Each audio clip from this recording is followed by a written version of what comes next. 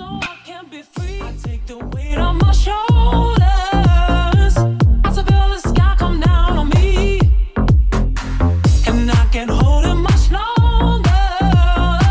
Gonna let go so I can be free. Yeah, yeah. Oh,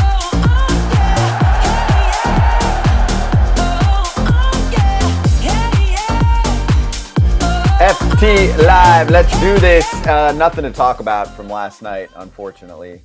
Oh well, that's why we do a daily live baseball show. Hey fam, hey Jason Kipnis, how you doing, man? I can't hear you guys. This music is.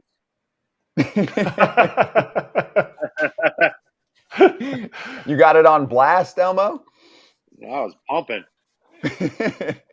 I like the shirt, dude. I'm doing well. How is everybody doing today? We're good. We're good. I was saying I like the shirt. What's that say? Read it. Might tickle a little. All right, so let's get right into things because we've got Corbin Burnes joining us in about 20 minutes and a special guest joining us in seconds, Bryan Hoch, who covers the Yankees on a daily basis for MLB. So did you see Aaron Judge last night? Yeah, I don't know. Or did he see you?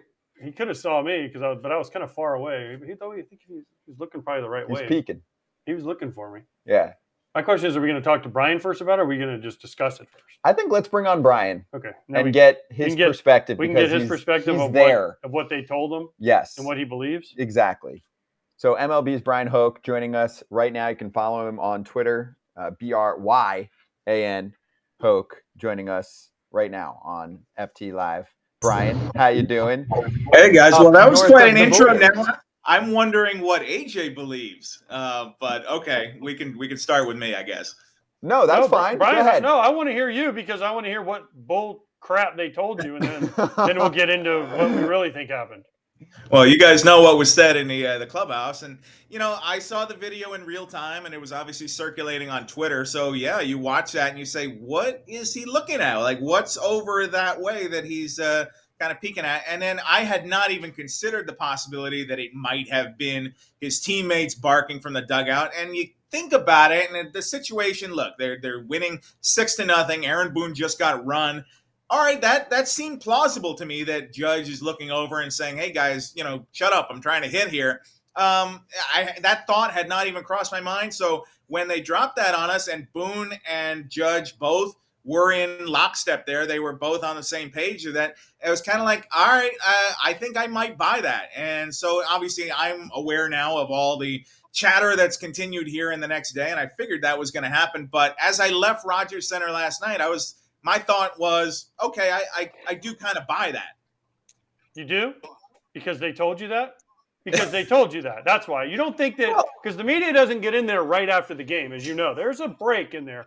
You don't think that Aaron Boone was sitting in his office after getting ejected, watching the game or wherever he was, and he hears Dan Schulman and Buck Martinez mention that, and the first thing that goes through his head is, I got to get Aaron Judge right after this game, and we got to come up with a story that people like Bryan Hoch are going to believe, and then they're going to run with it? It's certainly possible. Look, I mean, I'm a fan of a good conspiracy theory, just like everybody else, right? But yeah, and you're right. Boone was in the office. He said he did hear Schulman and Martinez. And is it possible that at some point during the game they did get together and say, all right, well, we got to say this? Sure, I guess it's possible. I can't swear to it one way or the other. But the other thing I would say is that if it is true that the Blue Jays are be more strict with your signs. Guard your signs. It's completely legal if you're not using electronic devices here. If it is coming from first base, hypothetically speaking, that's completely within bounds in the game. So I don't know is my short answer there.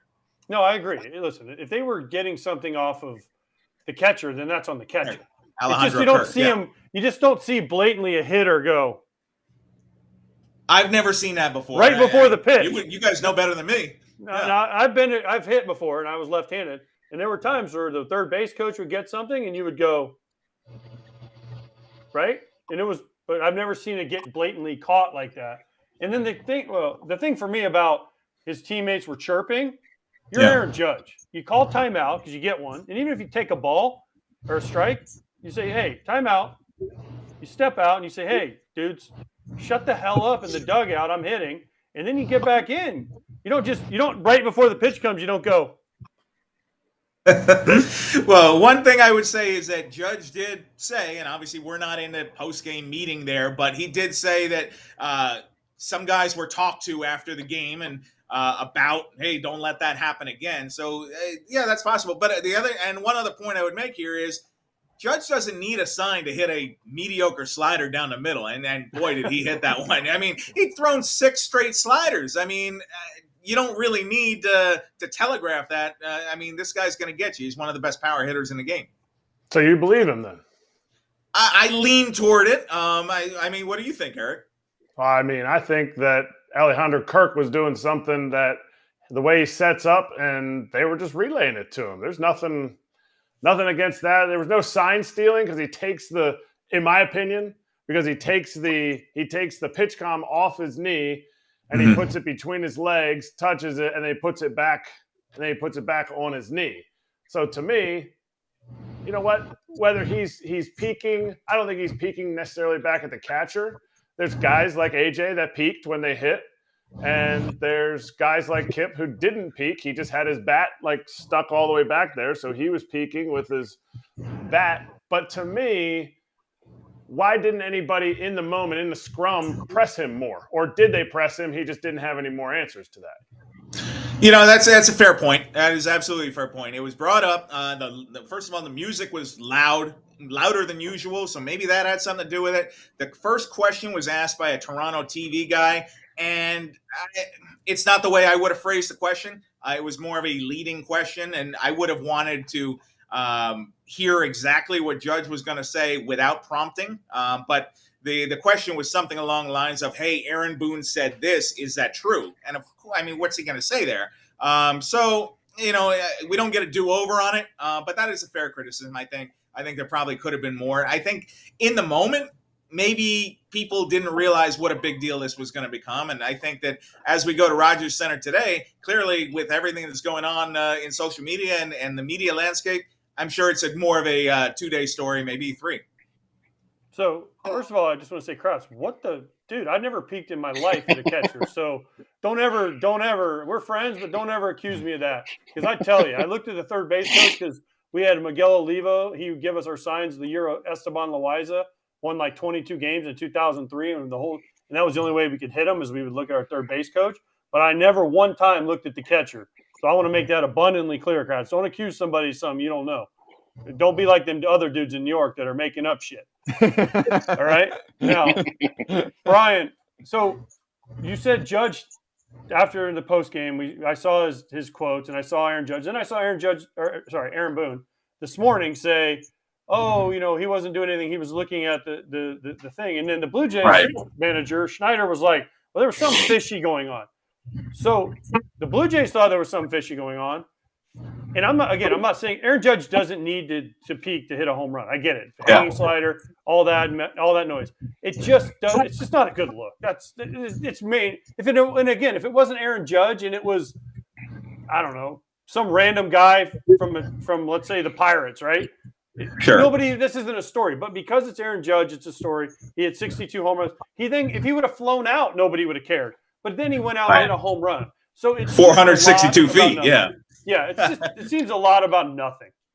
Right. I mean, make a better pitch, guard your signs better. I'm sure the Blue Jays are going to crack down on that. And, you know, one thing that was said in the Blue Jays clubhouse last night was the pitcher said, hey, you know, if he knew what was coming, I'm glad he hit it because that was a hit-me slider right down the middle. So, I think that Judge is a smart player. He knows what's going on around the game. And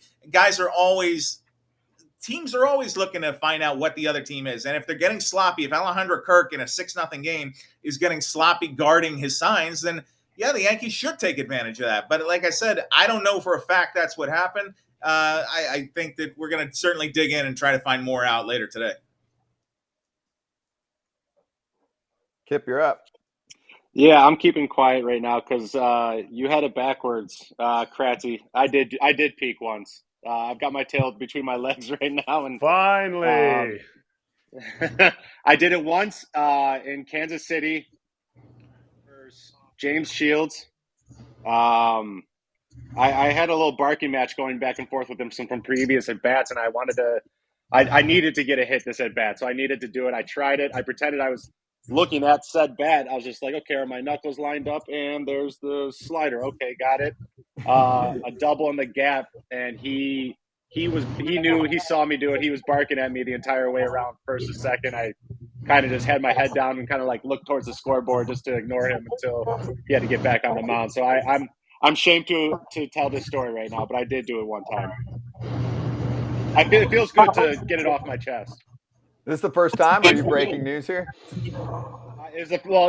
James knows. Oh, he was MFing me around the entire base pass while I was running towards second, but it was the first time I'm admitting to it, and it was only once. I swear on that, it was only once. Okay. Okay. Kudos to you, Kip, for admitting it. Also, is it illegal? Yeah. No, I mean, Is it you against the just rules? get drilled. Right, but is it against the rules? Yeah. No, but you get smoked if you do it. Okay. I mean, as a catcher, I'm giving signs and I'm looking at the hitter. Yeah. And there are dudes I caught, and I'd be like, "Hey, dude, don't look. You're gonna get one." And they would say, "What?" You always do. I would expect and have no problem being hit the next at bat too. Either way. There you go. So, Brian, now that we've established that Aaron Judge is a cheater, and everyone wanted to say Whoa, I didn't say that. Just joking. Totally joking. Let's clip that for social. Thank Totally you. joking. Yeah. Totally not. He doesn't need it. We said it. The Yankees team, can they make a postseason run with Rodon out? Severino's on his way back closely, right? Basically, they're going off Garrett Cole, and Herman's been pretty good for him in the starting rotation. Other than that, it's been a struggle. When is Rodon coming back, Severino, and can they make a run with the team as it is right now?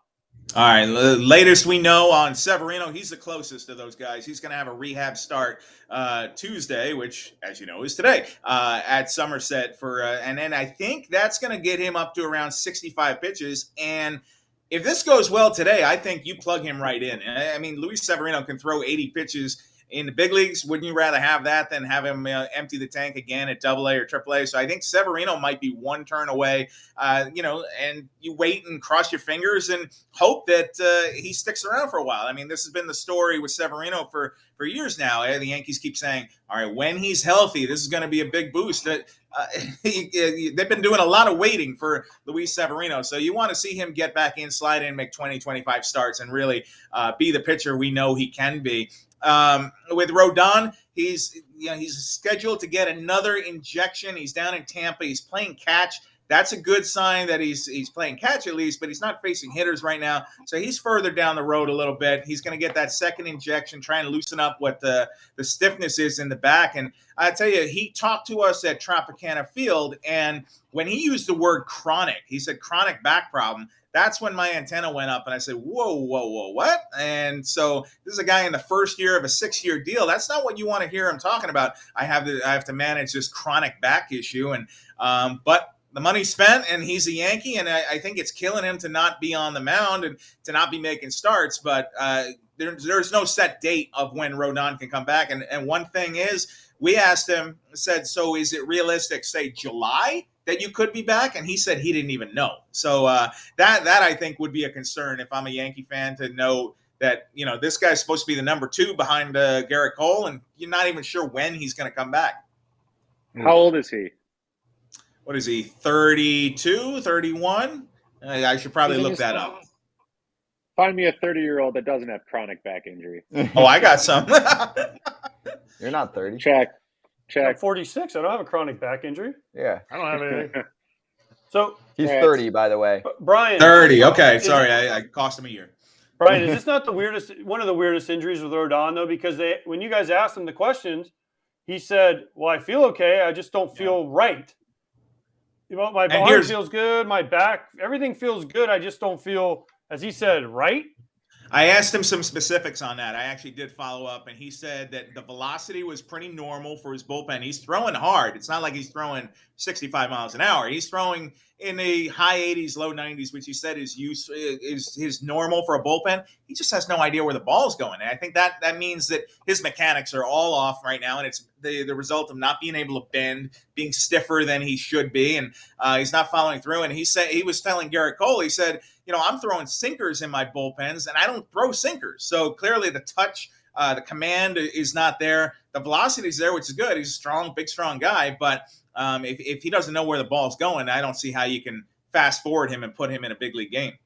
I am confused about the difference between the injury and you're on the mound and your mechanics aren't right. That sounds like you should still be pitching, even if you're in a longer rehab start. Am I off on all of that?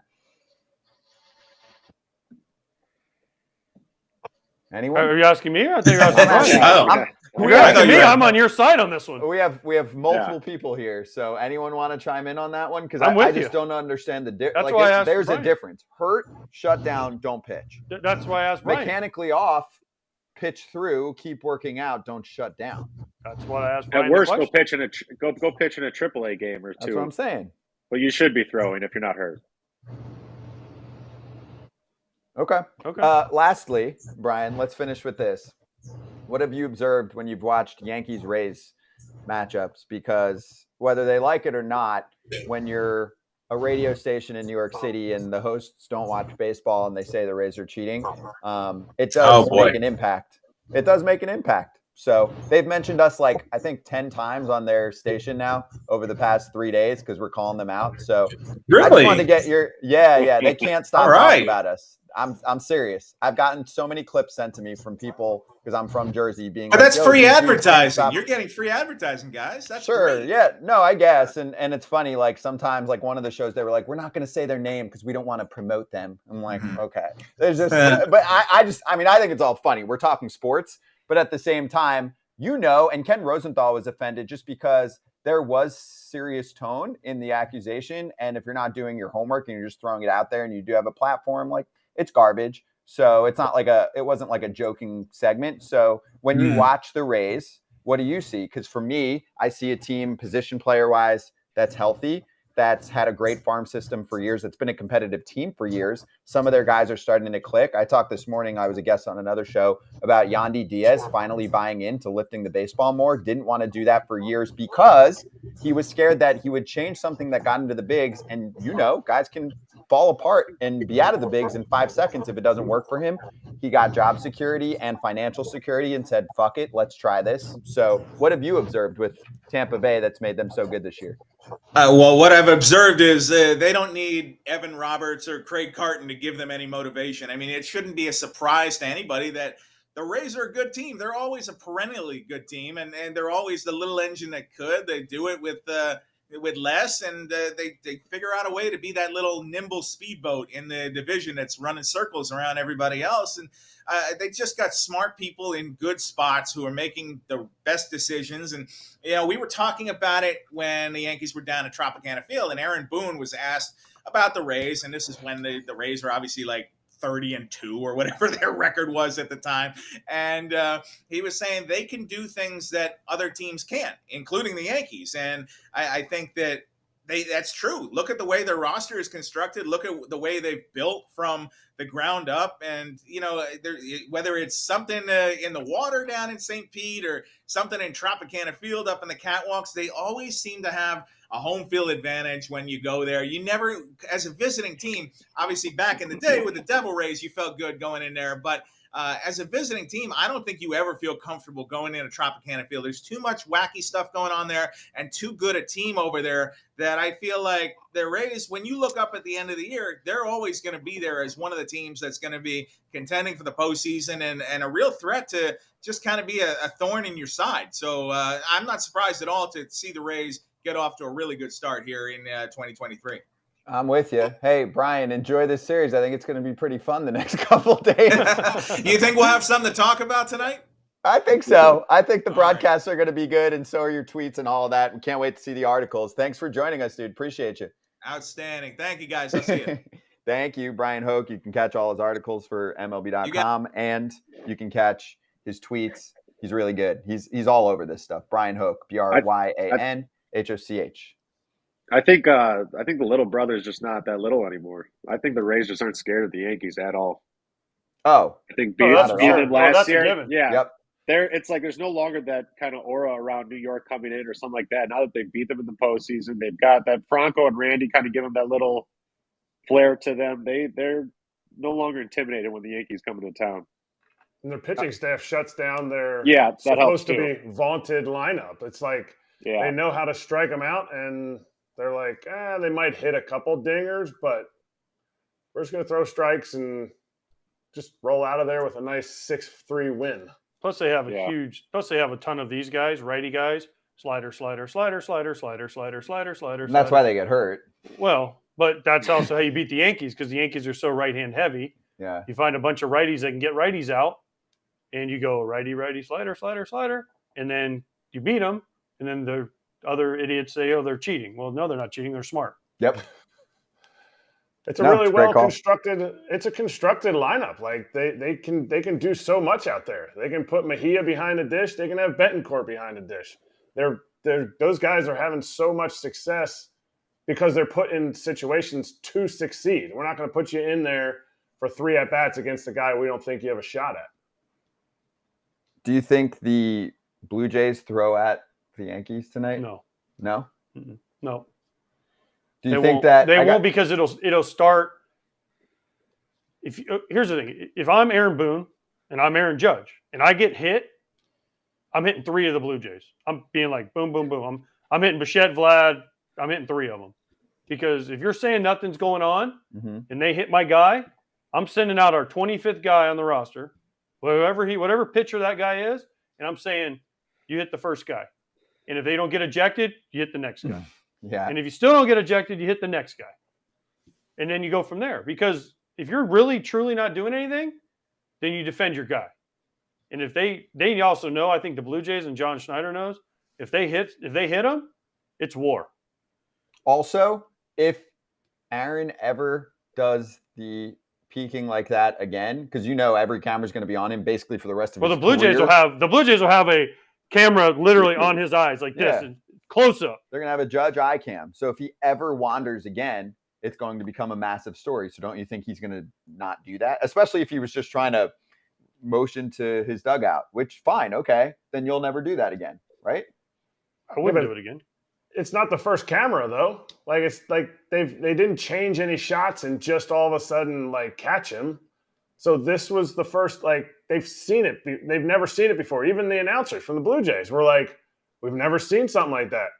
So they just have to come up with a different way of relaying the fact that Alejandro Kirk sets up 3 seconds before the pitch is coming in, and they can relay that.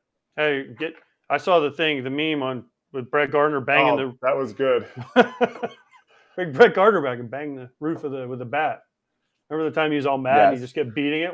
Like the Astros did with the trash can. They can just have Brett Gardner beat the top of the dugout. That's why he did it, right?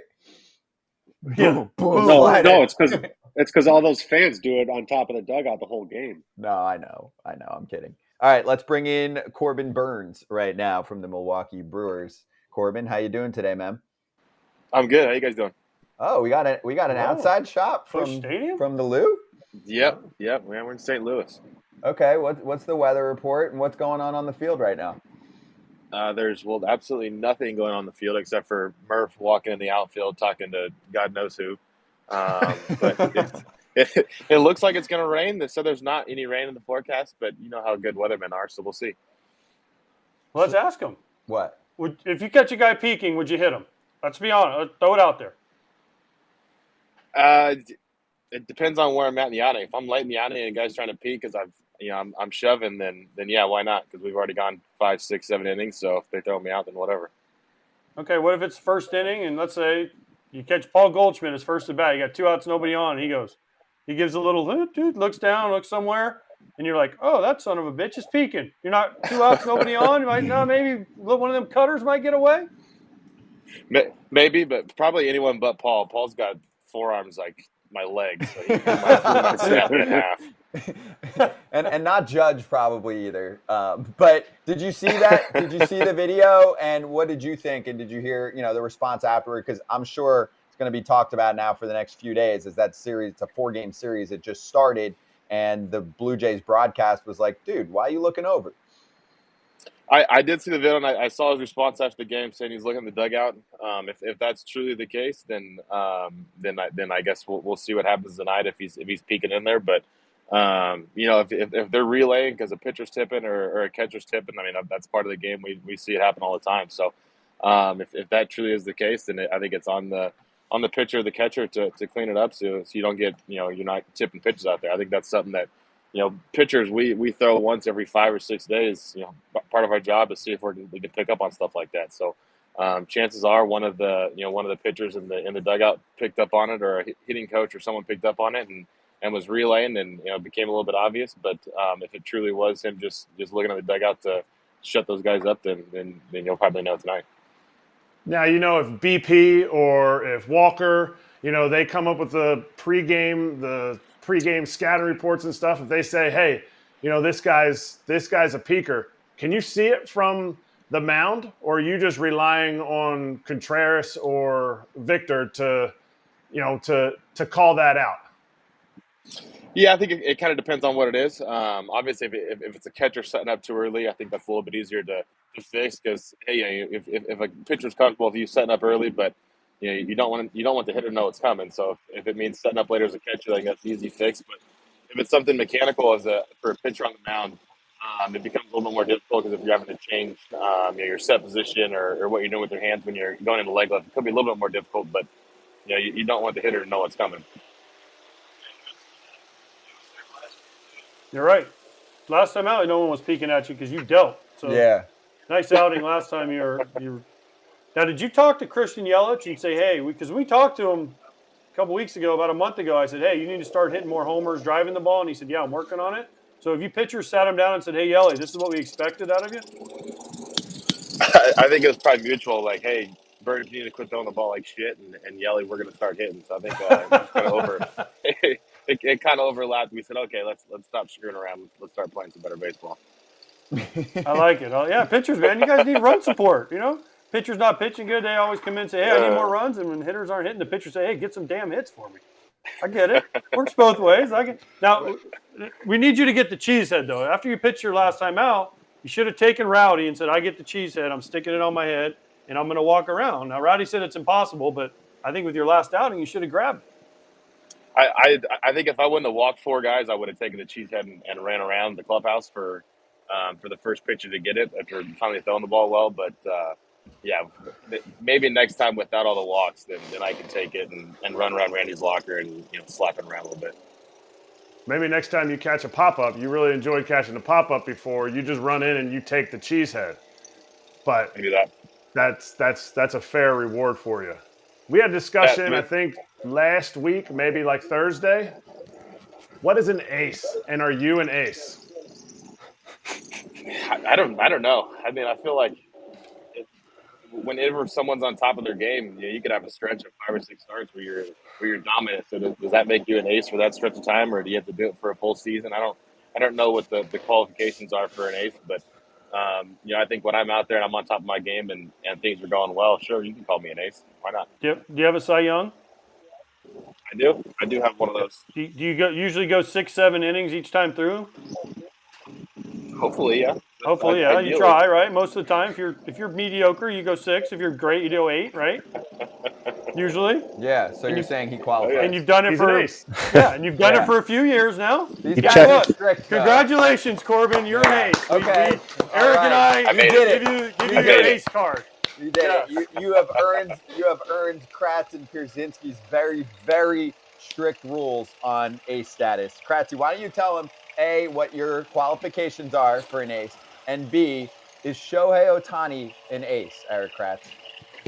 Wait, you want me to say if he's an ace or not? No, he's not an ace. Well, Shohei that's why I want to Ohtani's- get Corbin's reaction, because I bet you he's on the same page as Kip and me. No, he's not. Shohei Ohtani's not an ace. And listen, Corb, okay? You and I go back a long time. Whatever AJ and I say it's gospel on this, okay? So you have to do it for a long time. You can't just put together 5 starts and be like, oh man, he's an ace.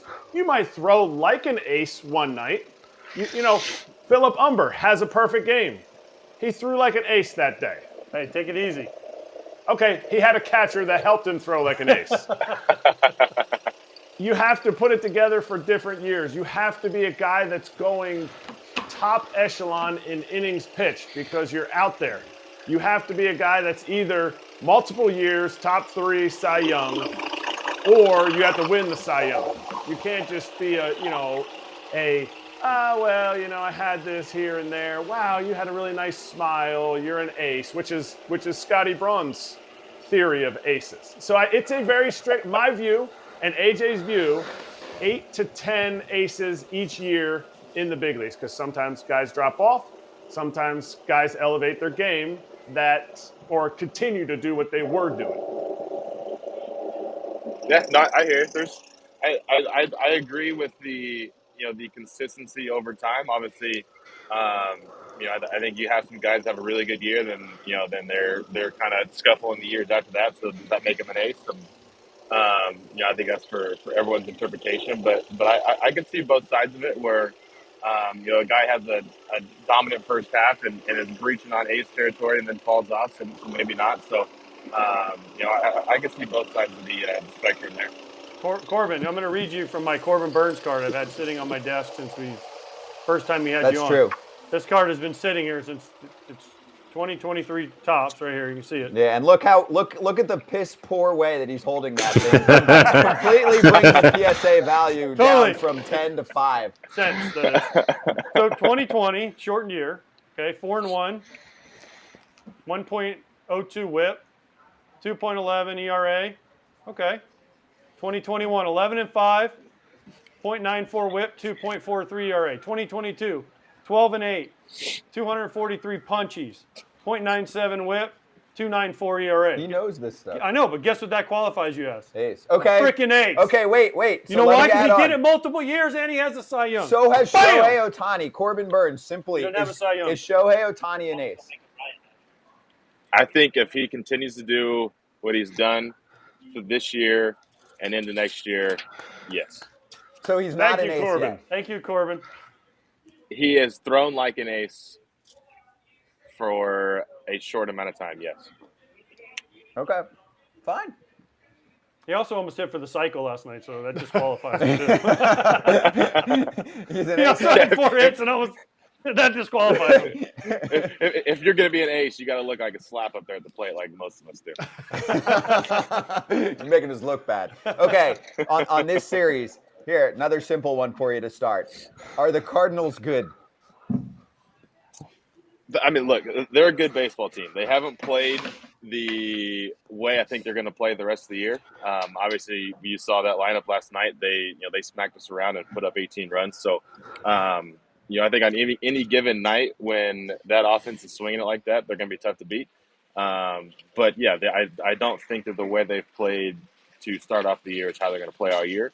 But does that mean they're a good team or a bad team? I don't know. That's something we have to judge after game 162. So you've been through countless catchers since your debut in 18. Me and Manny, Grandal came in, Narvaez came in, Victor came in, and at different times, now Contreras is in. At different times, you had different starting pitchers.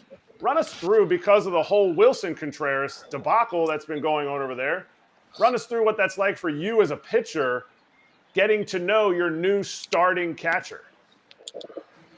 Yes, I mean that as you and AJ know, that relationship is something that takes time to build. So guys are going to feel comfortable throwing to a guy they've thrown to for a long time. A lot of guys in that rotation, that bullpen, threw to Yadier Molina for years and years and years. So the fact that there's just a new face coming in, a new style of catching, a different way of calling the game, whatever it may be, it just takes time to get used to that. Obviously this year with the WBC and some guys being away, I think it limited some of the time that, guys got to make that relationship and build that relationship. So, for me, the relationship pitcher to catcher is one that is always, growing and always building. We've had, William now since I think we traded him for him in January, and we started building that relationship. Victor's been with us for a little over a year now. We're still building that relationship. So it's one of those things it's one of those that you never can get to a point where you're like, hey, I feel comfortable, because there's outings that you go through that you don't have your best stuff, and you learn something that guy did that you can do in the next one. So it's I think it's just something that, yeah, it's a new face over there. It's tough to be like, hey, Yadier Molina's gone. That's something we've been comfortable with, but it's something that you have to adjust to. Did William Contreras say anything about his bro and Wilson and the roller coaster ride he's been on? Because Wilson's actually been a really good sport about it for the most part. Aside from not even aside from, I just thought it was funny the other day because they're like, "Oh wow, it's been 5 minutes and you're back to catcher. What's changed?" And he was like, "Nothing." Now we asked William about it the day it happened. He was getting on the bus, and me and Wade were sitting there, and we're like, "William, hey, what's up? What's going on with your brother?" And he just said, "I don't know, Poppy," and just walked to the back of the bus. So that was about all we got out of William. He's just like, thank God it wasn't me. You guys weren't telling me that. Kip, you there? You want to jump in? You sound great. Oh yeah, you sound great.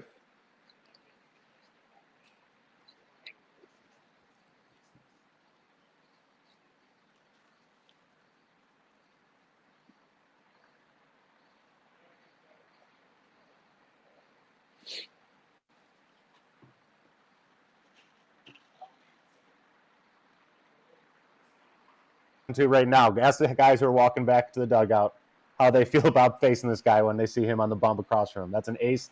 They know they have his best stuff.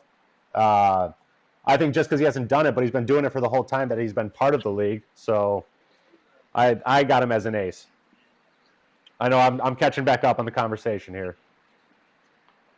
Corbin's like, okay, fair. Agrees. Okay. Hey, fair enough. Like I said, everyone's got their definition of ace, but yeah, hey, there's a lot of good pitchers in this game, that's for sure. There are. It makes me happy to not be playing anymore. That's for darn sure.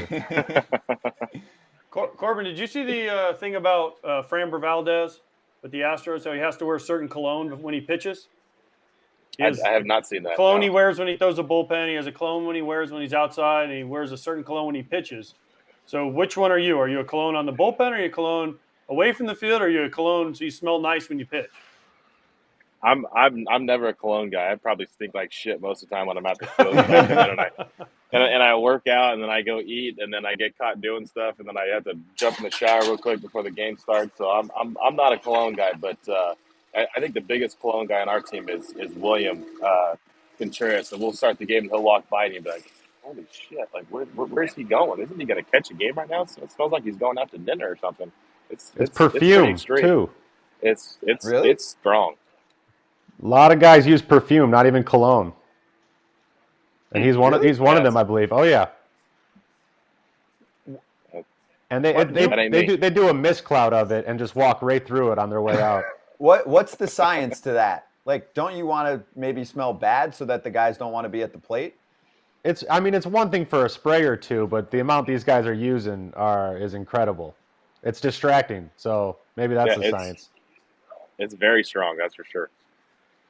But like, why? I don't know. I didn't wear it. I was like Corbin. I smelled like crap, and I wanted to. Yeah, and that would make me wouldn't that make you, Kip? You're the hitter. Wouldn't that make you uncomfortable? Would you rather be at the dish where it smells like Macy's or it smells like hot garbage? I'd rather not even be thinking about it. But when you're thinking about it, you're like, what the hell is that smell while the pitch is about to come? Like I said, it's distracting. And I want to reiterate, it's not one or two sprays some of these guys are putting on. No. You can smell them. They're in the dugout, and you can smell them. No, that's fair. That's fair. Hey, I want to ask you about Big Woo. How's he doing? Are you sending words of encouragement to Woodruff because he's a Bulldog, and I know he's pissed that he's not out there. But I don't know if you'd call it good or bad news, but it does sound like there's a timetable and a schedule for him to get back and be shoving for you guys. What, in maybe a month? Yeah, he's doing better. I know he's been playing catch. Those couple of days takes a day off. Those couple of days again. So he's getting there. He's just he's got to build that base back up. Being down for that long and kind of where he had the little bit of soreness and inflammation and stuff, it was just kind of a tough spot. So the only way to get rid of it was to completely shut down. So now it's just building back up. We get all off season and the spring training to build up. So now he's trying to do it in season. So it's a little bit tougher, but. Yeah, he's been playing catch out here every day. I think he's out to maybe 100, 115 feet. So he's getting there. Like I said, I think he's probably Well, gosh, we put him in the 60, which I think is early June. So I think the last thing I've heard is mid to late June is when we get him back. And when Big Woo's Big Woo and throwing the ball well, it's a huge lift to the team and the rotation. So we're excited to get him back. What are the young guys in the lineup doing for you guys? What is that energy feel like when they come to the park? Is it like, oh no, the young guys are in the lineup, or is it like, oh, we got these guys, I know they're going to make plays behind me, I know they're going to get hits? Terang, Weimer, Owen Miller, all those guys. Yeah, the energy those guys have brought to the clubhouse is really something we haven't had in a couple years. I remember in 18 and 19 when I came up, we had Woody came up, Freddie came up, Devin came up. Those guys they bring that young energy, that life to the clubhouse. And it's been a couple years since we had that. So even when we had G-Midge, obviously we lost him for the year. That was a tough blow. But Bryce, Weimer, Gus Varland, some of these guys that are just young and so inexperienced in the game. It's great to see in the clubhouse. Gus is like a little kid wherever we go. He's like, hey, did you see that we have 2 sinks in the bathroom at our hotel? Like that's crazy. So it's like just little things that these guys don't know when coming to the big leagues, and the energy they bring to the field. It's great. And Weimer in center field, Bryce at second. These are 2 guys that could possibly win a Gold Glove this year defensively. And Weimer comes to the plate, his big hack and big stride. He's one swing away from hitting the ball 600 feet. So it's just exciting that what these guys bring to the lineup, to the field every day, and it keeps a lot of us guys going and wanting to get out there and play hard.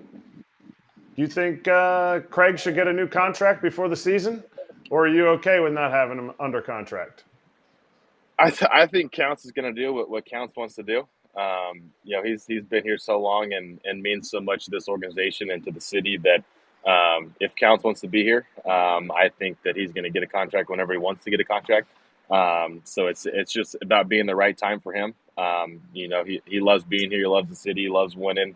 I think it'd be tough for the Brewers to let him go with what he's done with the program the last, I think, 7 or 8 years he's been managing. So I think it's just a matter of time before that happens, but it'll happen with Counts. What about Murph? Should Murph get a contract too?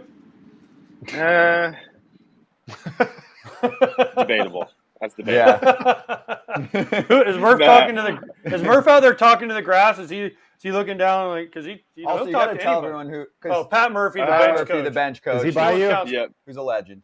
Is he out there talking to the grass? Because normally he just talks to anything. He's down the line right there. Just. Oh my god. Yeah. Oh, right there on the sitting down. Yeah, just sitting down there on the rail. How long By before he's himself? on the training table, just taking up one of the spots? We haven't seen him on the training table since he had his heart attack a couple years ago. But True. we always tell him, hey Murph, you're one bad day away from being there. So we got to keep an eye on you. So he's always the guy, even when there's no one on the field. Like we got Jason Lane out running polls right now. I don't know how often Jason does that, but we always got to have someone to keep an eye on Murph just to make sure he doesn't wander off and get lost. Ask when you see Jason Lane. Tell him I said hi from 2005. Please say, hey, how'd Yep, that I will. World Series go in 2005? Tell him I appreciate it. Tell him thank you. I think he missed a home run by literally about 2 inches in game 3 or game 4. Jason Lynn, I mean, because he was a hitter and then he was a pitcher. Yes. Yep. Now he's a third base coach guy. Whatever. Those Astros, yeah. No, I remember. But yeah, you do. Corbin, the Cardinals. We already kind of hit on them a little bit. Big series for you guys because they're kind of buried. You guys are in first place. They're starting to charge now. Here's the thing: you have Miley tonight. You have your pitching tomorrow. How important are these 2 games, especially after the 18-1? Drubbing, I guess you would call it last night, for you guys to win and say, hey, you know what? You guys are hot, but we're still the class of the division.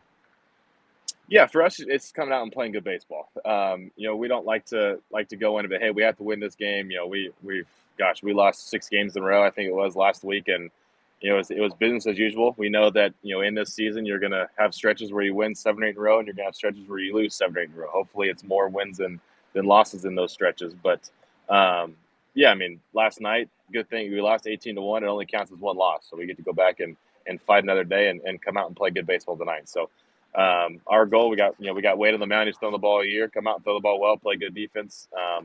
Swing the bats well, and if it means we win tonight, great. If not, we move on to the next day. We know that we can't get caught up on too many. Get just super high where we win so many in a row that we fall off when we lose one game, and when you're losing a bunch, just know that you're one good game away from getting on the winning streak. So, it's just important to come out and put yesterday in the past and have a good game today. And yeah, it'd be great to win this series, but we know there's a lot of baseball left to play. I got a message for Murph once he gets closer into it. It's the same message I gave for Tito, is that you want them to kind of like, you're worried about their health. You're like, just go retire and enjoy yourself. But I think coming to the ballpark, he needs to sign a contract, because I think that's the safest place for him to be, where there's doctors and a gym and people that are going to watch him and make choices for him, because I don't trust either of those guys to make decisions on their own. Yeah, that's probably true. Tell him he needs to sign for his own health. He needs to sign back. I will. I'll tell him that for sure. Hey, Corbin, have fun out there. Keep the rain away, okay, you guys. We don't need rainouts in mid-May. You got barely any off days as it is. So keep it all going together, and good luck tonight. You'll get them back. 18-1, 2-1 doesn't freaking matter, as we all know in baseball. So get after it later. Exactly. Awesome. Thank you, guys. Cheers, man. Great catching up. Corbin Burnes from the Milwaukee Brewers with us. So, dude, how good was his hair? Oh, always. I mean, that man bun he had going was tight. It's on point. Yeah. Tight. I mean, Corbin is A+ in basically every category. True, he's great. Yeah. He's an ace. You're not missing much. He's an ace interviewer. And I'm sorry, Kip, you played for Murph at Arizona State. And as you know, he literally will talk to anything. He'll talk. That's what I was asking, because I could see him out there touching the grass, talking to the grass. I have a good idea, too, because I want to show everyone that's been missing the boat on Brew Crew territory. Can we throw that up there? But while we are, do we not have to interview Pat Murphy at some point on this show? Every Tuesday, there's a fresh one that was released this morning, and it includes Sophia Minert from the Milwaukee Brewers, and also JJ Cooper on Jackson Churio. You can catch it on YouTube, Apple, Spotify. It's got its own page on the podcast. So check it out. Just type in Brew Crew territory. It's good shit. It's once a week. It's everything you need. And yes, Pat Murphy, a must. Kratzy, we can line that up easy. It's just that I don't know if he'll ever stop talking if we do it. And we might have to split it up into multiple episodes. We'll have a one-day guest of Pat Murphy. I'm texting him right now. We're going to have a one-day guest of Pat Murphy. Make sure he gets in, because if it starts raining, you can't let it rain on Murph. Like, may I request to be the host on one of those days? Yes. Yeah. Mark, you've got a lot of homework to do. All of that. I'll say yes because I can, because we're on the show. Yeah. And then I'll say yes because I'll just tune in and listen. Yeah, behind the scenes, they've got a lot of work to do. But yes, it's got to be Kip. It's got to be this crew. It's got to be Murph. So we'll make it happen. I'm with you. All right, so since we jumped right into the Judge stuff and covered that at length, and if you missed it, either rewind or go listen on the pod later when it posts. I'm peeking at you. No, you can't turn your head when you do it, though. You got to be sly. Oh, no, I was looking at my dugout to see if if I have permission to hit you in the face. All right, let's get into the rest, though, right now. Let's charge the damn mound, presented by our friends at Tyrus Baseball. You can see the products on the desk, the whole deal, and you can check them out. I'll give you more info when we finish up here at tyrusbaseball.com. So first off, ace or not, Shohei Ohtani is doing ridiculous shit. And if he pulls off performances like this every fifth day, like, we got to give him love once a week. So yes, 7 innings, 5 runs, 2 walks, 5 Ks, gave up 3 homers against a pretty good Orioles offense. But, he bopped his 9th homer of the year, 456 feet. He was on base, not 1, not 2, not 3, not 4, 5 times. And he was, a double away from the cycle. Still had 4 hits, though. 4 hits, 3 RBIs, and a walk. So, and then after the game, they were talking about, I think, the cycle and the pitching kind of thing that he's gotten close to twice. And he goes, I'm sure all those records come because the sample size is so small. So I don't really look too deeply into it. No one's ever done it. That's a legendary line, though, where he's just like, yeah, sure, because no one that's a record because nobody does what I do. No one's ever done it. I was kind of rooting for him to do it. Yeah, he could take another step to being an ace if he would have done it. Hey, the last two games that he's pitched, has he had a triple in the last 2 or just a double in the last 2 games? I forget. He had a triple 2 nights ago. It was the easiest triple I've ever seen. Well, that was last night's triple was easy. Last night, yeah. But at the end of whatever it was, whatever hit it was in his last 2 starts, he was rounding. Maybe it was like a first to third or something. He was rounding second. And I wonder how much pitching takes a toll on his legs. It's super easy. I mean, he's ridiculously fast. But I wonder at the end of that start, could he have legged out? Let's say that one little blooper he hit the left, his last at bat, could he have legged out that double? Well, there was You know somebody what I in mean? front of him. There was somebody in front of him, so he wasn't able to. Completely agree. Yeah. No, I think he can. I think that was the first time I saw him that we played against him. I think I came away. That was the most impressive thing about him was his speed and the length of his strides. And I don't think he gets enough credit for how fast he is around those bases.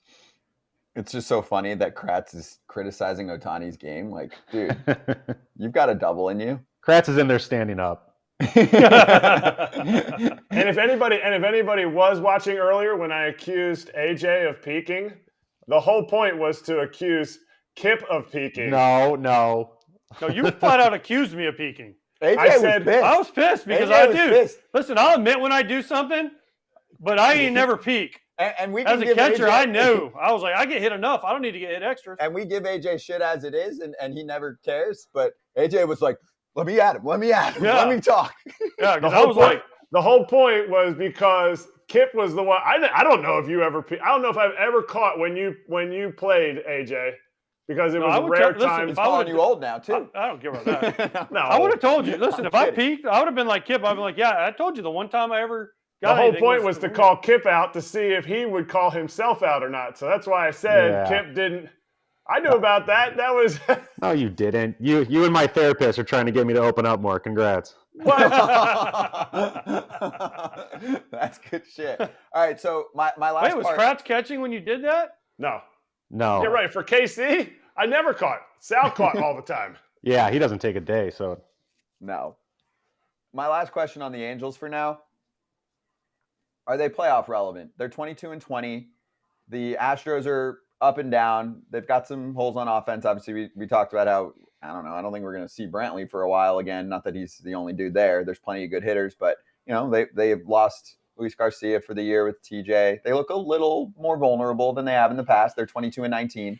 They did win yesterday. Texas is 25-16. I think they'll come back down to earth. But actually, for me also, because this division's just kind of everyone, there's 4 teams within 2 games. And the team that's in 4th place is by far the hottest team in the division. The Mariners have won 10 of 14. They thumped Boston 10-1 yesterday. Big dumper. Cal Raleigh hit 2 homers, and their rotation looks really good with Kirby and then Castillo tonight. So thoughts on where the Angels stand in this division? Because still personally for me, I think they're finishing in 3rd or 4th. You got 4? Right now, But- the way but the Rangers have fans started. are feeling it. They're like, They are yo, feeling we're going to it. win the division. And I hope that, listen, I love Phil Nevin, so I hope they do great. He I gets do an too. extension. He's able to stay there for a long time, and we want to see Shohei and we want to see Trout in the playoffs. Like, it would be amazing. Here's the problem. Houston or Seattle is probably going to win that division. One AL Central team is in, probably the Twins. There's 3. Mhm. And then you go AL East. You have the Rays who are in, more than likely, unless something Yes. epic happens, right? The Blue Jays, the Yankees. You're done. That's it. That's 6. We didn't even count the Mariners, Mhm. who you just mentioned. Orioles fans are pissed at you Orioles. right now. Yankees, there's 9. And then the Angels are probably the 10th best team right now. Mhm. So how do they get in? What's their path to get in? Rendon just went on the IL again. So he's out again. Some of their guys, I mean, Trout's having a good year. Ohtani's obviously having a special year. Hoopy's out. Ohapi. Oh, happy. Ohapi. Hoopy, I like that. Hoopy's a golf course, sorry. The young kid they called up that was in college last year, he's been good. What's his name? Oh, I know. Yeah, you know, Nito. yeah, Zach Nito. Yep. The guy, he's been good. But what's their path to the postseason? for the game of baseball, I'm hoping they get in, but I just don't see it happening. I think it'd be a great story, and everyone wants to see those 2 get in. But like we just mapped it out, there's just a lot of good teams ahead of them. Well, what is it that makes them get in then? Like, do they call up the Joyce kid from the minor leagues? Does he help anchor the bullpen? Like, they just don't score enough to take care of what their bullpen just can't hold together. Like their bullpen's giving up 3-4 runs a night, and they already don't have like somebody they don't have an ace, not to continue to say the same thing, but they don't have who's after Shohei, who's the guy in the rotation where you're like, okay, Sandoval. I like that. Sandoval. Sandoval's going to be, but here's the crux of it. Here's the issue of it is fifth inning, his slider, while he is definitely awesome, that slider, he just neutralizes lefties really well. He needs to be able to extend it another inning somehow. He needs to be able to be that guy. Detmers has shown, I don't even know if he's healthy or not, but he's shown tons of flashes. The no-hitter last year. It's just where, if Jose Suarez is your guy that's coming as your 4 right now, you just need, to me, they just don't have enough to withstand the long season. That's what I asked. What's their path? What's the path? How do you see a path of them getting in the top 6? Don't you think their hands are kind of tied too? Because if they want to add that piece, then you risk not getting anything in return maybe for Shohei or whoever if you're not going to win with those two. They're not trading Shohei. There's no way they trade Shohei. What if they're No 8 games out? Doesn't matter because every time he pitches, they pack the stadium. They make money. They make money every time he pitches. They don't care because here's what they'll do. They'll make him a qualifying offer at the end of the year. They'll lose him to free agency to the Dodgers. They'll get a draft pick. They'll definitely tell a rando insider that they made some massive offer that they didn't make, and they'll throw it out there. Of course. That's a lock. There's no doubt. They're going to be like, oh, whatever he ends up signing for, they'll be like, oh, Angels put the same thing out there. And he won't refute it because Ohtani and players and shit don't talk about that. Is there any way – we haven't even talked about this. Is there any way on earth that the Angels keep Shohei? No, 0. 0. Yes, 1%. They win the World Series. It's the only way you think they keep him? Correct. Okay. No, I bet it's more than that. You don't think it's more than that? You don't think they have a chance to re-sign him because they see his marketability, they see where he's at? So he's definitely gone. It has to do with ownership. He's not staying to play for Artie. I'm sorry. I'm selling the team. I don't really like pitchers for years. Team hasn't made the playoffs the entire time. We recruited you, and he loves winning. He's talked about it. He has thrown the organization under the bus, I would say under 4.5 times in articles that I've seen, without obviously completely ripping them. He's doing it in an honorable, respectful way. But he has said, like, it's time. We got to win, whatever. That's been going on for years. And then he plays in the WBC, and he basically was like, cool to play meaningful baseball. It's over. So why wouldn't you trade him? Because they're stupid. They should have traded him last year. They're stupid. But you're clearly not going to keep him. You're not going to be able to keep him. He's gone. So at least get something for him. And not one pick. You don't want one pick for Shohei. They won't do it. They won't do it. It doesn't matter about what they get back for him. They won't do it. They can't. From a PR standpoint, they can't do it. They can't trade him. They have arguably the 2 best players in baseball, right? Correct. Trout and Ohtani. Yeah. However you want to rank them 1, 2. And they haven't done shit. I mean, they don't even get to like September and play a game that's like, whoa, we got a chance. Their chances are we're 8 games out at September 1st. There's 6 teams ahead of us for the 6th wild card. We're alive, right? They've spent money. They spent money on Rendon. They've tried to piece together a pitching staff. It just hasn't worked. Yeah. Now, is that the owner? Is that the GM? They switched GMs. Manager, they tried Joe Madden, who was supposed to be the second coming, right? Now they have Phil Nevin. But there's something they're missing. And we've talked about, you say Fisher all the time, sell the team. All the A's people say, sell the team, Scott. Artie Moreno, maybe. Sell the team. Well, he was. Yeah, he tried. changed his mind. Decided. He tried to. He decided. But got cold feet. yeah, but here's the thing for me. He'll sell the team after Ohtani leaves. He'll change his mind back because guess what? Ohtani won't be on the books. There's not the overhead of him saying, we got to sign Ohtani to $600 million, $500 million.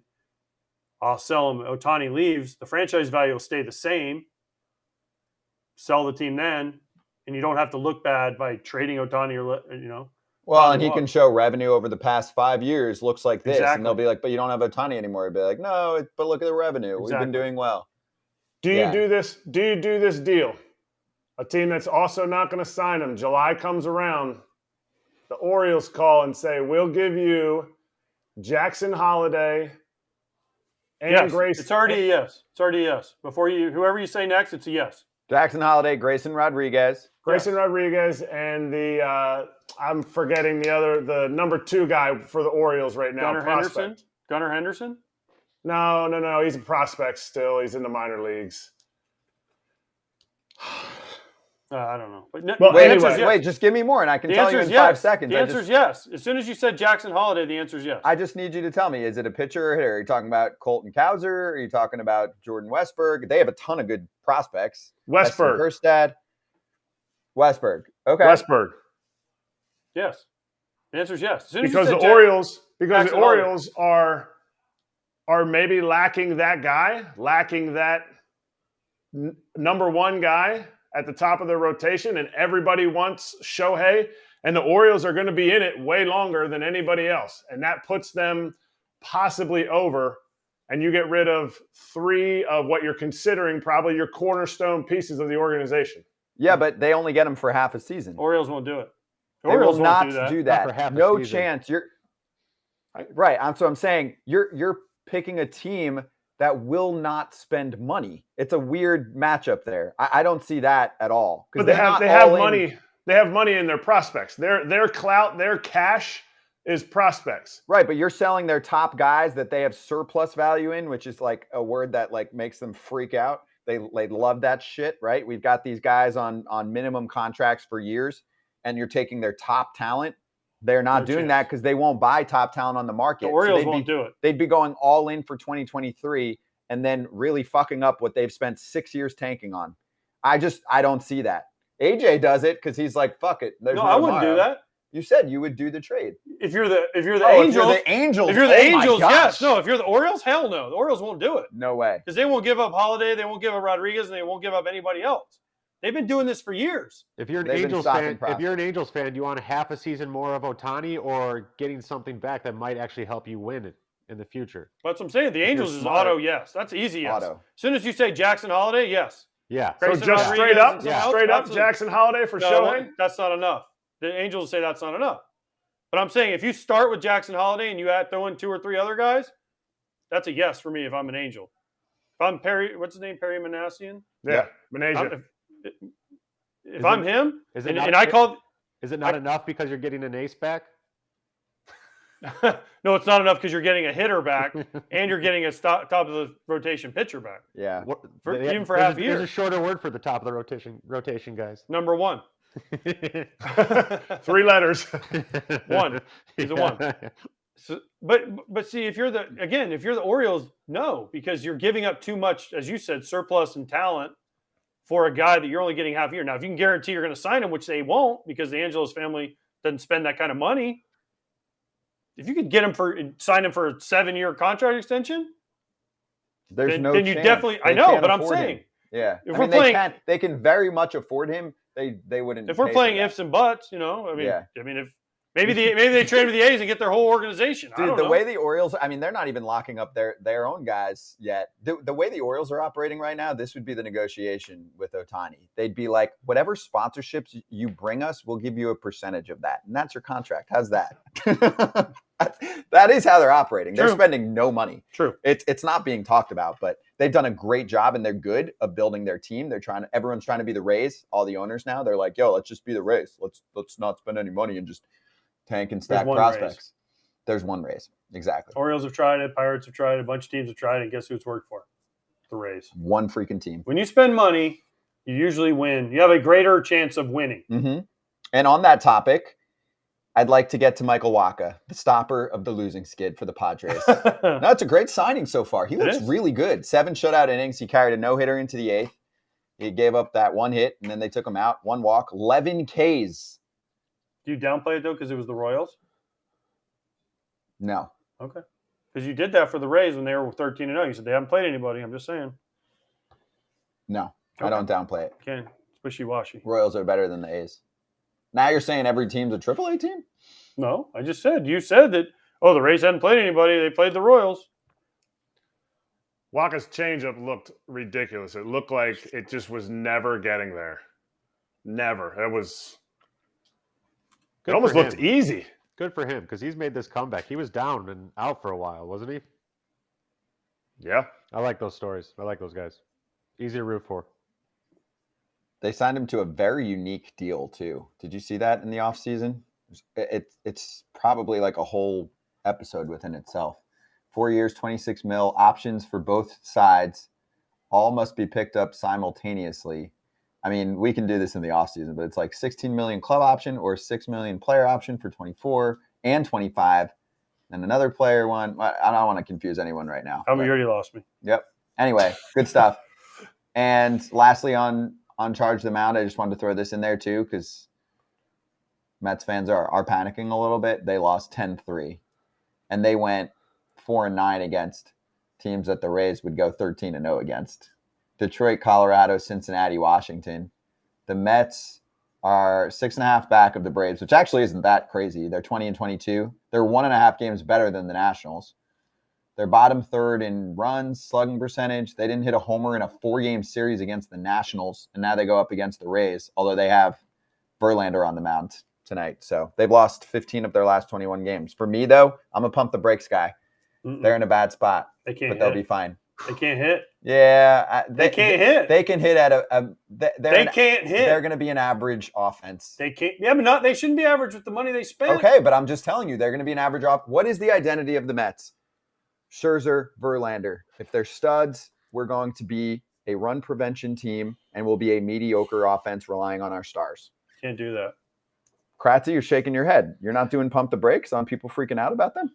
I ever since we talked about him, I think it was the Red Series, and it was Verlander. I gave them the -1.5, and they didn't. It came through, and they won 2-1, so I lost more money than I've already been losing. I've been watching the team, and I completely agree with AJ. They just have a weird energy at the plate as far as like, yeah, we're going to get on base. Some guys look like they're putting good at-bats together. Oh, Pete Alonso hit a homer. Yay. And then it's like 7 innings later. We don't have no energy. There's no really offensive identity to their team at all. Like you're not going into them being like these guys put the ball in play a lot, or these guys are fast on the bases. Like you really don't have an identity. You're just hoping, like you said, that either Alonso goes deep or Lindor does something, or there's no like, I don't know. I just want to know what they're doing in their hitters meetings where they just have a plan, because it doesn't look like they're all on the same page ever as an offense. True. Well, they don't have a guy really. They don't have a. So most lineups are constructed with some speed guys at the top and the bottom, power guys in the middle, right? Well, right they have now, talent. No, they do, but it also doesn't help when nobody's hitting. Marte struggled, right? Lindor's not really great. Alonso's homer nothing. He's usually a little bit of a better hitter, but the thing is the pieces don't fit. It seems like now they should fit.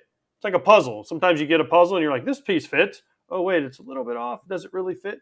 That's the thing with the Mets. It seems like their pieces haven't completely come together. Now, my other thing I have with the Mets, and you guys tell me if Buck, right? Buck Showalter is the manager, and he's a great manager, managed and almost won everywhere, never won the big one. Is he too veteran heavy? Is it his decision? You're saying Yes. like Mauricio, Buck has power in this Mauricio and Vientos in the minors? I'm just Is that saying, your like I call watched for the it? game yesterday. Tommy Hunter pitched great for a long time. Should Pitched he be for on Buck that in team? Baltimore. Should he be on the team? He's got a 7.5 ERA. Okay, and I get it. He's kind of the guy that comes in and just eats crappy innings. But at the same time, I'm watching it and I'm like, no offense to some of their veteran guys they have. Even if throwing a Vogelbach, he's not doing much. No, I even agree. a Tommy Pham, who don't get mad, Tommy. I love you. We're great teammates. But you're right. I'm Yes. just wondering. Who We do you- just talked about it with the Brewers. The young guys that brought energy, they keep some of the older guys on their toes. And even when we talk to like Rodney Tellez and some of the other Brewers, they say these guys, Christian Yelich, like, man, I love having these guys around because they're, Corbin Burnes, we got 2 sinks in the bathroom. Like, that's funny. You're an idiot, right? You need some of those guys. The Mets tried with Alvarez. I don't know what kind of guy he is, Beatty. But even Escobar, he's not doing anything. He's just kind of clogging a roster spot for him. And I love Eduardo. He's one of my favorite teammates. Mm-hmm. At what point, if you're the Mets, do you say, okay, we're giving it back to Escobar, we give it to a guy in AAA? What point do you do the White Sox 12 moves in one day? Yes, I'm just to mix it up. I mean, sounds extreme, soon. but no, I get it. you My rebuttal on Tommy Hunter specifically is the Mets don't have a ton of depth in their minor league system, especially on the pitching front. So you're just picking guys up somewhere right now? Like it's not easy to get bullpen guys in mid-May. Where are you finding them? Who are they? They lost their main man in Diaz, right? They don't have great pitching depth. Their top-heavy team in general right now is just how it is, and they have mortgaged some of their future over several years now in trades. I don't think AJ's talking about pitching depth. I think AJ's talking about the energy that everyday guys bring. And sometimes when it's all veteran guys, I completely agree. I look at this roster and maybe I look more at like Buck, because that's just how Buck is. He's loyal maybe to a fault when the team's not playing well. You know, he's like, I'm going to trust these guys, the back of their cards, all the same stuff that I've been saying. But you watch the team and you're like, maybe there does need to be some energy infused. And that's kind of what I see sometimes with the Yankees. They need that energy. They need a Volpe up there, whether he was hitting 190 or now he's starting to get better. They need a Cabrera up there. It's hard to say, but the double sync thing from Gus Varland it really is what, you know, it builds the team. It gets you through 162 games. And right now, this is when you need those times. Like, you don't need a rookie the entire season. I'm saying you need guys during this time when everybody's weirdly dragging in May. You should be dragging in July, but you need that energy. And I don't think they have that spark right now. All those veterans and no leadership. Ooh. Well, you played with Lindor. Is he a leader? I'm going to repeat it again. All those veterans and no leadership. If everybody's a veteran there, you're kind of just under the assumption that everybody's taking care of their business and going about the things the right way. But you kind of need someone to be those bumper pins kind of on each side. If people start getting out of line a little bit, it helps keep people in order and in track and focus on the same thing. Everybody gets a little comfortable because there's all veterans and you don't really have to worry about what you're doing because it's like you can do no wrong.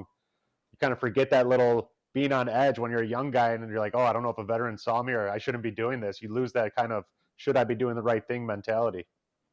Dude, I can't listen to you. Your eyes on Elmo are tripping me out. They look like they're 3D, and when you're talking, they're moving a little bit, and I'm just staring into Elmo's eyes, and I don't know. No, if you put it down when you start talking, it's like trippy. Well, and also the chain is sparkling right above it. We got a lot going on. Didn't it look like the eyes on Elmo are 3D when they do the one shot on him? I actually see what you're talking about right now. Yeah, AJ is hitting the raves with me a little too much here in Orlando. Anyway, it'd be cool if your Elmo shirt was like this. Was what? Oh, it was peeking? Yeah. It was like this the whole time. That would be awesome. Someone should have done that. That would have been good work. All right, so that was good charge of the mound. Shop at TyrusBaseball.com. You'll find high-quality Tyrus maple bats, pine tar grip sticks, rosin bags, and other accessories. The pros know Tyrus. Do you? We've got it on the desk as well. If you want to check it out, head over to TyrusBaseball.com. Support the fam.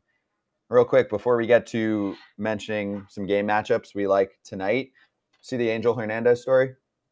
Yeah, he's missing. We need a milk carton. That. Somebody get a milk carton, put Angel Hernandez's face on it, and be like, where the heck is Angel Hernandez? Maybe we can ask Joe West because they were partners for years. Back injury.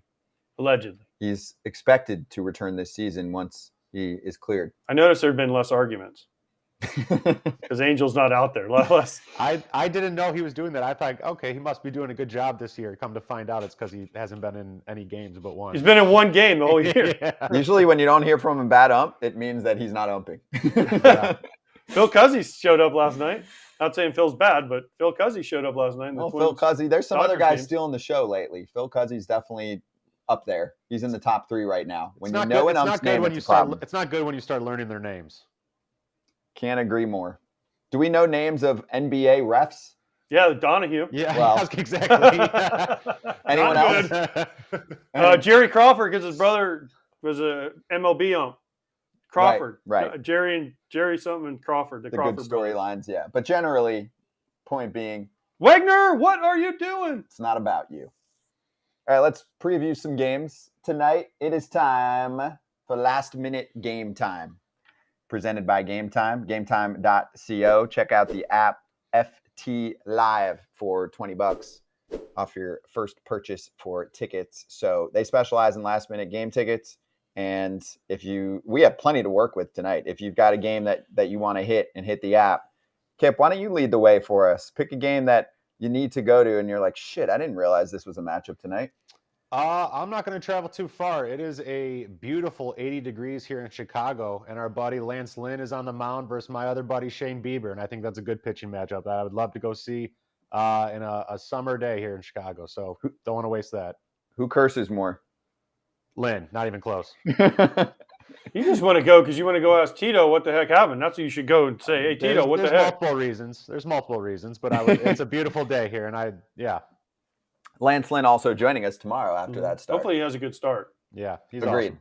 Or Yes. if he doesn't, he'll still be the same Lance. No, and the best part, one of my favorite memories, moments of the year was when Lance was coming off a bad start and he said, fuck the sweeper, and then he ditched the pitch. Yeah. And he pitched great. So I just thought it was hilarious. Game for you? Mine is, we just talked about it, the Mets. Verlander's pitching against Tampa Bay. And the Mets need a win, and Tampa Bay doesn't lose. So how is Verlander going to go against what's been the best offense in baseball with the Tampa Bay Rays? How's he going to make the adjustments? And how will Beeks do against the Mets that have kind of, like we just talked about, not really hit? So can Verlander hold him to 1 or no runs and give his team a chance? Fair. That one, I see what I do is I pick a top 3 and I see if it gets covered. So you guys have hit 2 out of the 3. Kratzy? I'm going up to Boston. I want to see Luis Castillo pitch. I love the Mariners. I love what they're doing, but I also want to see him pitch against this lineup. One thing Boston's done the whole year is they have smashed, and I love Fenway. Fenway's just like, the energy in that park is the best. I think it's the best in the big leagues. And to see Castillo pitch and to see Boston's offense against him, well, it's a real tester for him today. Yankees, Blue Jays for me. Might take me a second because I got to get the passport together, but I'm going to Canada, hitting Game Time and saying, get me close. Get me in an angle where I can see the eyes of hitters, and or I'll also take an angle where I can check out signs and see maybe if, we're a little more closed up when we're giving our signs now Jansen from behind the plate. tonight. Yeah? I think Jansen will catch tonight. I agree. You think that's on purpose? He's probably scheduled anyway, no? I don't know. Okay. Just saying. I like it. My one question is, Brady Singer, who Whit Merrifield told the story about O Canada yesterday, and he's pitching against San Diego. If he goes out and get whacked, are they going to start playing O Canada? Because they know about how he doesn't know about it? Because they heard that story. Sorry, Kim, if you I don't know if you listened yesterday. I did. I heard it. Yeah, Brady Singer didn't know what O Canada was. It's like, what are they doing? Anyway, so lots of options for you, and that's what Game Time is here for, especially if you're a new user and you just downloaded the app. Use our code FTLive, $20 off your first purchase. Actually, Mark, our executive producer, said his wife used the app yesterday to pick up some Ed Sheeran tickets. So we're talking about baseball, but obviously concert tickets are there for you as well. Number of options for you on the app, as you can see, including the fact that you get a very fan-friendly 360 view of your seat. I was showing that off to some people the other day. One of the most impressive features there. Flash deals on tickets. Like, you can just suddenly click a section that's red hot with a little emoji, and it's got $50 off. So you're all over it. Oh, Jeezy. Did you see Oh Jeezy? You can get tickets for Oh Jeezy. Who's Oh Jeezy? Is that what it said? That's at the beginning. If you and me are going to something. Who's soon. Oh Jeezy? I don't know, but that's not what I'm picking. Oh, I want to pick Oh Jeezy. Probably a Rays game behind home plate. Can I interest you in that? Yeah, I can do that. Okay, perfect. But last minute tickets, this is the spot. So download the app and type in FT Live when you go to your account section to redeem code. That's where you go. I've been helping a lot of people out the last few days saying, all right, I'm in. What do I do? I know the directions. FT Live, $20 off your first purchase. Our friends over at Game Time, we appreciate you. And now it's picks time. So tough night for me. We are going to get to our BetMGM locks for, what day is it? Tuesday. Why are you looking at me like I'm crazy? Today's Tuesday. I forgot. I mean, it's Tuesday. Oh, I didn't even realize your shirt today. Taco Tuesday legend. All right, so first we'll backtrack. AJ nailed it. Hunter Green over easy. How many? 8? He had 8 in 4 innings. 8 Ks. I think he had 5 in the first 2. But he gave up a bunch of runs. That's why he only went 4 innings. But I regret not fading Kratzy as my lock. I don't find out your picks often until the show happens. But Mets giving up runs against the Nats. You scored 10, so that Nerfy was squashed. And Kratzy, I had a pretty bad loss. It was 18-1. Milwaukee did not win. That money line did not hit. The funny thing for Kratz's pick yesterday, was that he picked it because the Mets were going to score a run because of Corbin, and it was actually the Nats that scored the run against Peters. No, I said the Mets don't score any, so that was a lock. And then the Nats scored. Yeah, the Mets score don't Yes. score runs. Yes. And True. because I won $400 the other day too, so that's the other reason I picked it. Yeah, he was feeling himself. Tasting All himself. right, so a little quickie money bags because we know who's going to go first making their picks today. This is only his 3rd show, so he's 2-0 and he's up a cool 350. He's almost at my level because he's throwing down more than I am. I'm 20-13, up 4. We're gonna get a little greedy here then too. Uh-oh. We're gonna go parlay today. Ooh, okay. And So Kip, you lead the way. And we had Corbin on, so thank God he's not on anymore because I am going to go with the Cardinals versus the Brewers. I'm going to take the hot team and over 8.5 runs. I think I'm going to Cardinals money line and over 8.5 parlay for, I think I said 200. That should be a decent little payout.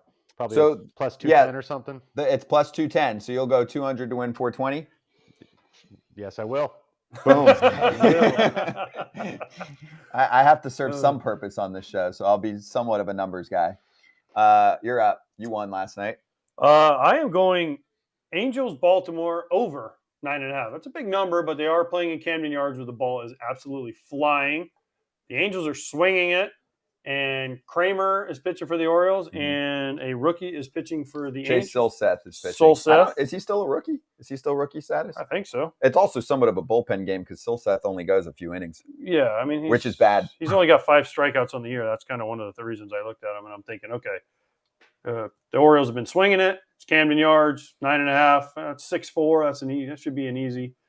They scored 14 last night, 9-5 with Ohtani and Grayson Rodriguez on. So I feel like that should be a pretty easy win for the home team. I'm just trying to climb back to 500, and then we'll start going. You're almost there.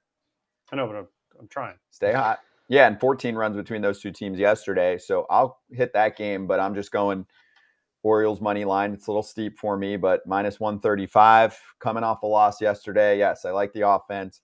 I think it's a terrible pitching matchup for the Angels. I think Kramer's actually looked good. I've caught him on his last couple starts, at least parts of it. I mean, he was going up against good offenses, Tampa Bay and Atlanta. He pitched well. So really good job mixing up his pitches. So I test a little bit more than numbers today for me. So I'll take Kramer in a little bit of a hot hand going up against Silseth and the Angels bullpen. And even if some of those guys perform well, they're not all going to perform well. Somebody's going to give up a 4 spot in that game, bullpen-wise. So I'll just take the money line for a dub, my usual 135 to win 100. Kratzy? No, another Nerfy again. No runs first inning. It's going to be let's see, I wrote it down so I wouldn't forget. Houston versus the Cubs. It's Justin Steele versus Christian Javier. Houston versus lefties in the first inning have scored a single run the entire season. So looking for their second run this year. No, I'm serious. They're going to not score. And Christian Javier's got the invisible fastball. It takes maybe a second or third time through the lineup before guys get to it. I'm going to put 300 down. Actually, I'm going to put 405 down to win 300. Wow. Okay. It's a big Kratzy night. Wow. Okay. I'm going to tell that. I like that confidence. So it's bet 10, get a hundo instantly on the BetMGM like a full Sportsbook paycheck. app. Hell yeah. If you're in the minor leagues. On iOS or Android, sign up, deposit at least $10 into your newly created account. You place a pregame moneyline wager, at least $10, any MLB team to win at standard odds price, and you get $100 in bonus bets instantly, or $200 in bonus bets if you're in Massachusetts or Ohio. Got to use the code SPICYMLB. Always bet responsibly. Gambling problem or concern, call 1-800-GAMBLER. And now, I know we're a little late today. Let's do slap hands because we got things to cover in the next 3 minutes before we get out of here.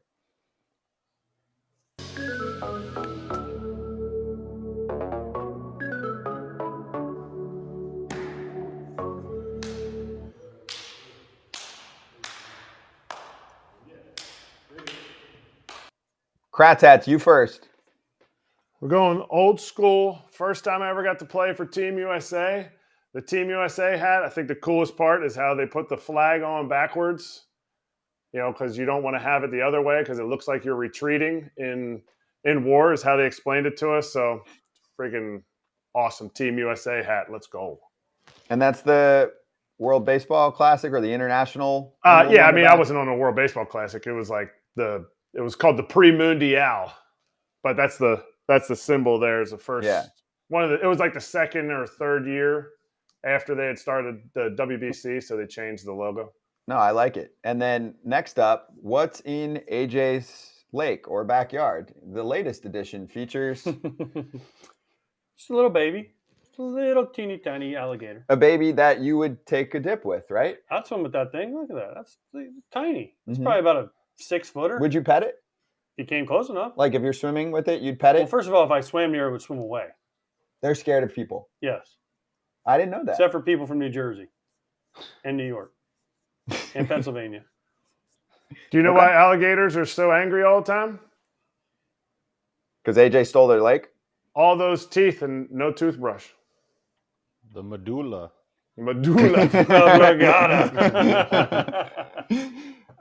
You wouldn't. I know you wouldn't swim in there. You would? Why not? If you see it right there, Yeah, he's not coming anywhere near you. your wife is watching and she would not allow it. If we're out on the boat and we see one, you would just swim right next. You would jump out. It and would swim run next away. to You it. would never see it on a boat because they swim away. Okay. You can try. I don't want to be the guy that catches the one pissed off gator. I don't have to be the fastest swimmer. I just have to be faster than you. I'm not a fast swimmer. So Yeah, exactly. maybe that's why I'm not jumping in. I am not a water guy. So boat, Okay. great. Stay on the boat. Jet ski, cool. Swimming, I'm good. Jace Peterson was on the show yesterday. So what did he do? Bash his third home run of the season. And AJ, I love Jace. We talked to him yesterday. Teammate, there it is. Nice, Jace. I love you, pal. But we put him on, and people on Twitter, they were mad at him because he said it'd be sick to play in Vegas. Okay. They had 2,000 people at the game last night. 2,000, I think 64. Yep. In Vegas, they're going to get at least 2,500. Okay. that's safe. That's a, Okay, that's a just safe saying. bet. But he didn't mean it as a knock to the people in Oakland because the people that come to Oakland are sick, meaning like they're awesome. The core fans they have in Oakland are unbelievably awesome. So don't get on Twitter and hate on Jace because, okay, he first of all, all 2004 of them. Yeah, exactly. But my thing No, is, it's not even probably like legit A's fans. Yes, It's but just trolls. it's trolls. But my thing is for Jace, they're like, well, he's not even an average league player. He signed a 2-year deal, $9.5 million. Okay. But you have to remember what Jace is. Jace is not an everyday guy. He's a utility guy that's really good at being a utility guy, play everywhere for you. Well, in Oakland, he's forced to play every day. So guess what? His numbers are going to be a little bit down, but I guarantee you at the end of the year, his numbers are where his numbers are supposed to be. But I just hate that people are like, well, you're an idiot, Chase, and play at league average. Well, guess what? Ain't none of y'all trolls ever hit a baseball in the major league level. So just stop. The guy was on here having fun with us, enjoying his day, talking to us, talking baseball, being real with us. And he wouldn't mean anything personal when he said it'd be sick to play in Vegas. Actually, if you go back and watch the whole tape, I had to pry it out of him by saying, dude, don't lie to us. Because he actually gave the right answer and said, I love Oakland. I love playing here. I take it day by day. And I was like, dude, no, be honest. He's like, okay, it'd be sick. But we had to pry it out of him because guess what? Jace is a professional and he's a professional baseball player that enjoys every moment he's in. So please just let the guy be. You don't need to destroy him on Twitter. Yeah, but people were destroying Chris Bassett when we had him exactly. on. But dude, come on. And then he had a complete game shutout on Friday. And there were at least 2 accounts that bashed him and probably deleted it and then said, that's my king. Here's my crown. All that bullshit. So that's what people do. It's like Kip, when you guys were playing, the fans in the stands, you'd be warming up and they come up to you and go, dude, you're on my fantasy team. I need 2 hits out of you. Dude, bro, I don't care about your fantasy team. Yeah. Listen, I'm trying to get 2 hits for my own self. Yeah. Okay? So I don't have to go see Kipnis's therapist. Okay? I don't care about your fantasy team. I care about me She's and my lovely. team. She's lovely. She's Oh, she lovely. sounds lovely. Muncie, by the way, 2 homers at 14 now. He's an absolute beast and a regular on the show. We're going to have him back on soon. And he's playing sick, apparently, for the past week. No big deal. Okay, lastly, Kip, this is all you. So there's a big anniversary. Jose Bautista and Rougned Odor had a friendly exchange 7 years ago today. And let's show that first. Well, Bautista got the worst of that exchange. I mean,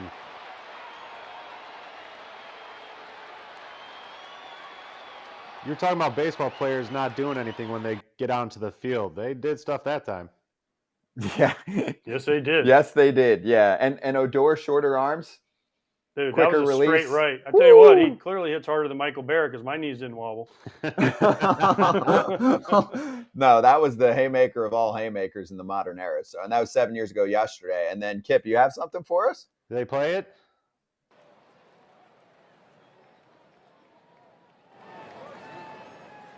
This is a week after him. After it just happened, I think he was appealing this. Hey, that's called a scouting. That's a scouting report right there.